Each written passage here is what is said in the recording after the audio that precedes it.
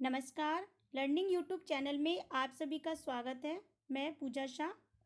कक्षा 6 का 7वां अध्याय आज हम भूगोल में समझेंगे और पढ़ेंगे भी, जिसमें हम भारत के बारे में बात करेंगे, भारत की स्थिति को जानेंगे। और भारत जो एक बहुत बड़ा भौगोलिक विस्तार वाला देश है। तो और जो ये अध्याय है भारत, हमारा देश भारत, और ये यूपीएससी के जो एग्ज़ाम होते हैं, सीटेट के एग्ज़ाम होते हैं, वहाँ पे भी प्रश्न पूछे जाते हैं। तो जब मैं भी जो भी रीडिंग करूँ और जो अंडरलाइन करूँ, तो इन सबको आप नोट भी कर सकते हैं, जितने भी हैं। तो आज का जो विषय है, जो आज का जो पार्ट है, हमारा देश भारत, अध्याय 7। भारत एक बहुत बड़े भौगोलिक विस्तार वाला देश है। उत्तर में यह हिमालय के ऊंचे शिखरों से घिरा है और पश्चिम में अरब सागर, पूर्व में बंगाल की खाड़ी तथा दक्षिण में हिंद महासागर भारतीय प्रायद्वीपीय के तटों पर लहराते हैं। तो हम यहाँ पे यह भी जान सकते हैं, जो यहाँ पे जो ये पूरा लिखा हुआ है, तो कितने अच्छी तरह से लिखा हुआ ये लेखन है।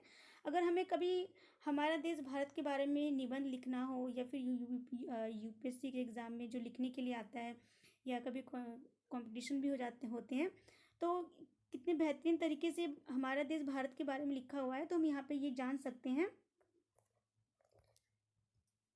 फिर है, भारत का जो क्षेत्रफल है 32.8 लाख वर्ग किलोमीटर है।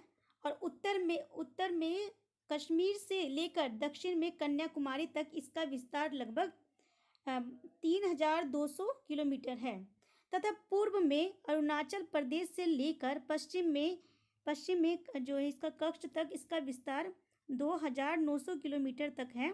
ऊंचे ऊंचे पर्वत, भारतीय महामरुस्थल, उत्तरी मैदान, ये आसमान जो है, पठारी सतह, तटीय भाग एवं द्वीप समूह स्थल रूपों की जो विभिन्नता को दर्शाते हैं। और यहाँ जो जलवायु है, वनस्पति अन्य जीवों के साथ साथ भाषा एवं संस्कृति में भी बहुत ही भिन्नता है।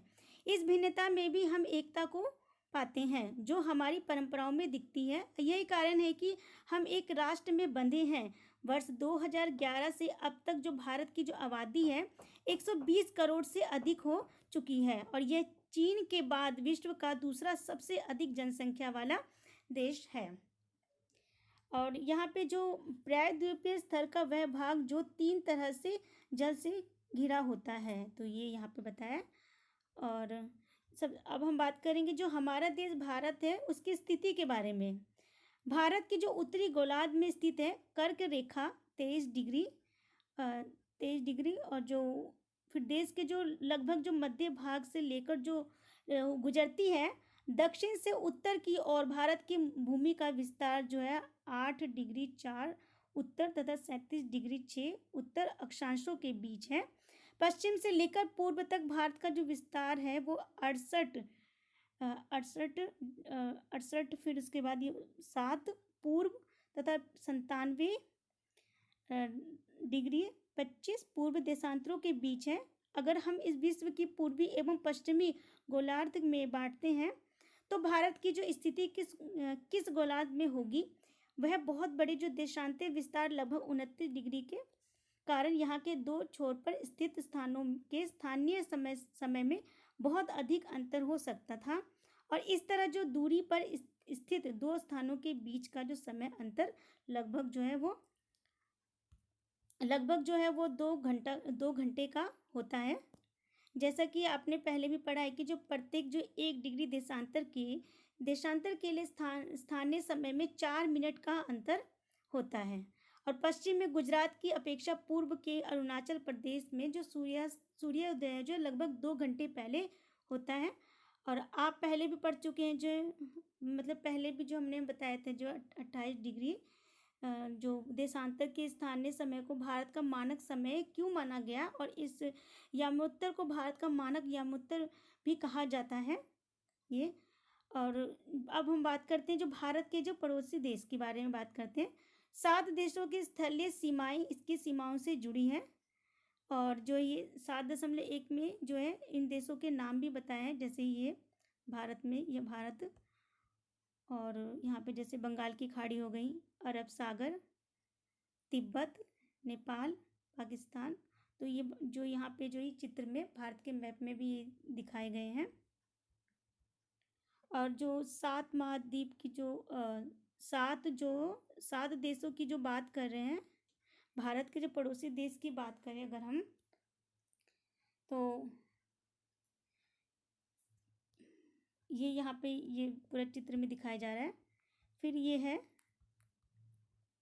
इनमें से जो कुछ कौन कौन से देश हैं जिनकी सीमाएं समुद्र से नहीं जुड़ी है और दक्षिण में समुद्र में स्थित 2 द्वीपीय श्रीलंका तथा मालदीव हमारे पड़ोसी देश हैं। और पाक जल संधि भारत को श्रीलंका से अलग करती है। ये जो पाक जो जल संधि है वो जो भारत को और श्रीलंका से क्या करती है, अलग करती है ये। और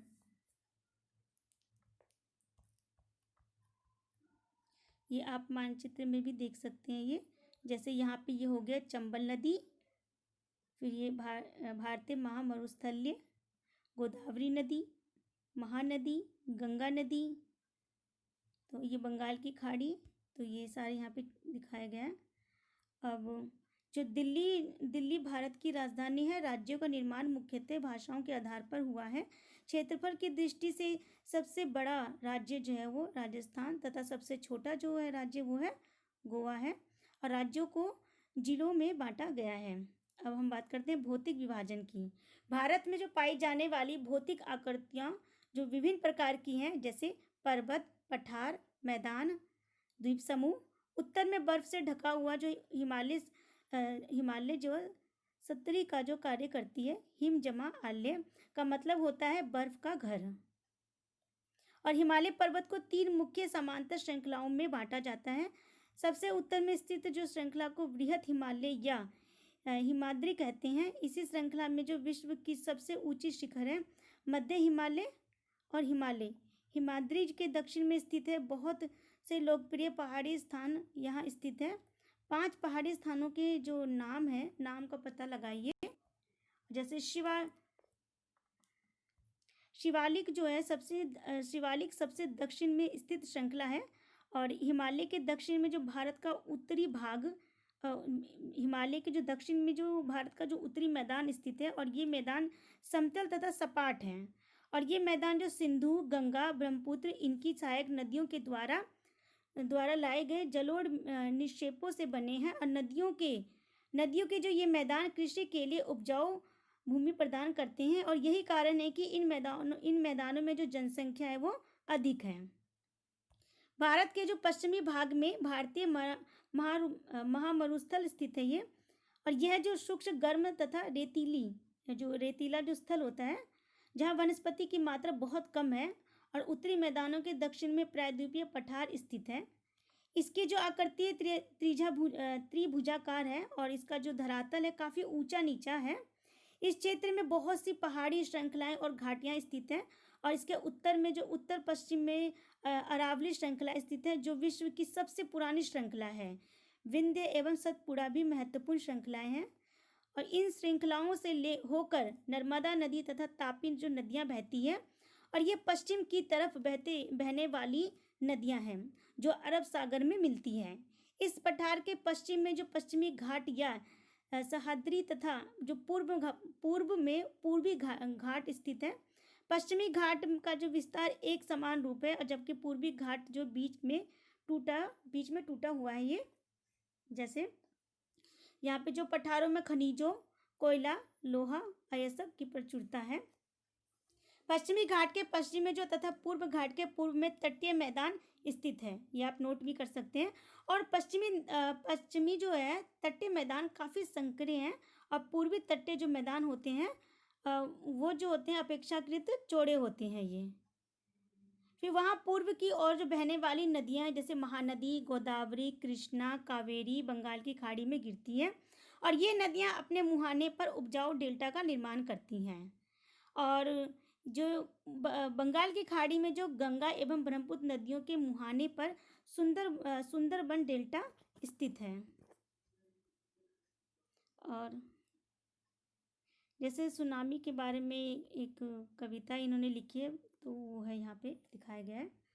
एक सवेरे पड़ी मनुष्य पर जल जल जले की काली छाया, सुनामी दानवी में ने अपना प्रलयकारी कहर ढाया। तो ये इन्होंने लिखा है ये, तो ये आप भी देख सकते हैं। ये सुनामी के बारे में बताया इन्होंने कविता, ये इन्होंने चित्र भी दिया है। फिर उसके बाद यहाँ पे भारत में जो 2 द्वीप समूह है, लक्षद्वीप समूह अरब सागर में स्थित है।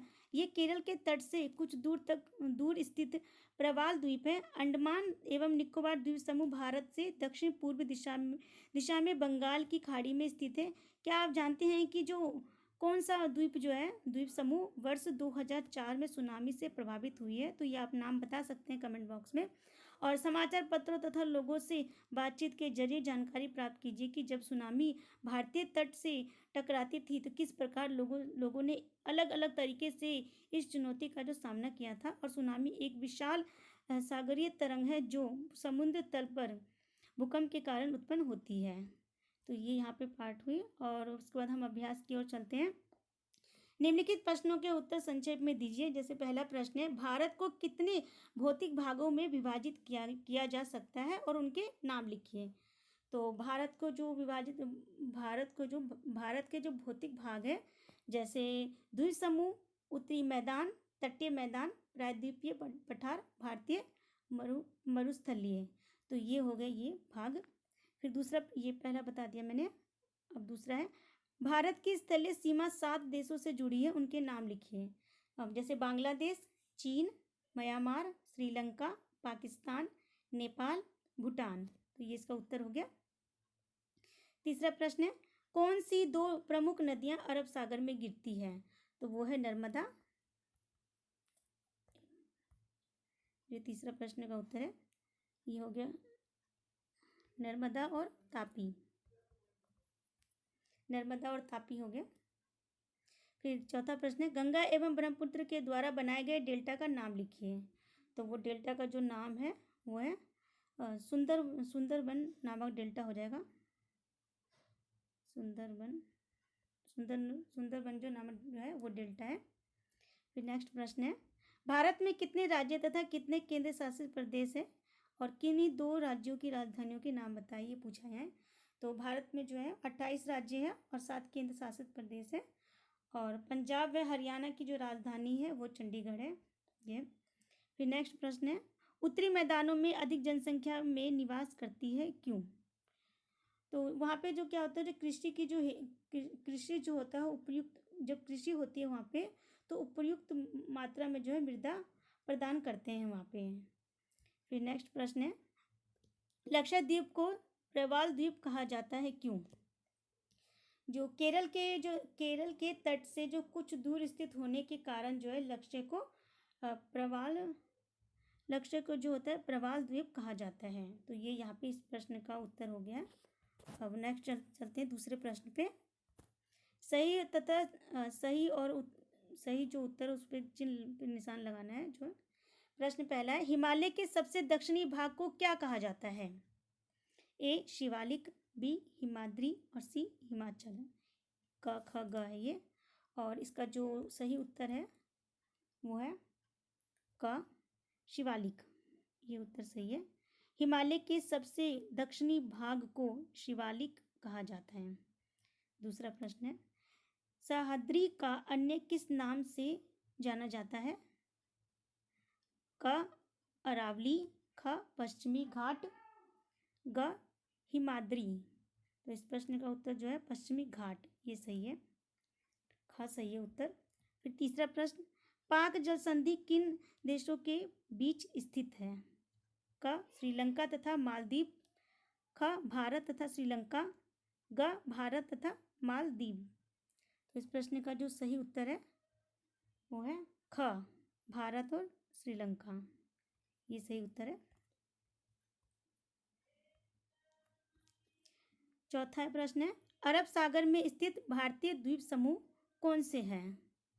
क अंडमान एवं निकोबार द्वीप समूह, ख लक्षद्वीप समूह, ग मालदीव। और इस प्रश्न का जो सही उत्तर है वो है ख लक्षद्वीप समूह। प्रश्न 5वां, भारत की सबसे पुरानी पर्वत श्रृंखला कौन सी है? क अरावली, ख पश्चिमी घाट, ग हिमालय। तो इस प्रश्न का जो सही उत्तर है वो है क अरावली, ये सही है। फिर खालिस्तान है। भारत का क्षेत्रफल लगभग है, तो भारत का क्षेत्रफल जो है लगभग है वो यहाँ पे पूछा गया है कि भारत का क्षेत्रफल कितना है। तो इसका उत्तर आप कमेंट बॉक्स में दें कि कितना है भारत का क्षेत्रफल। फिर इसके बाद दूसरा प्रश्न है, महान हिमालय को जो है के नाम से जाना जाता है, तो किस नाम से जाना जाता है ये पूछा गया है। फिर क्षेत्रफल की दृष्टि से भारत का सबसे बड़ा राज्य है, तो ये आप इसका जितने भी उत्तर है कमेंट बॉक्स में आप इसका उत्तर दे सकते हैं हमें।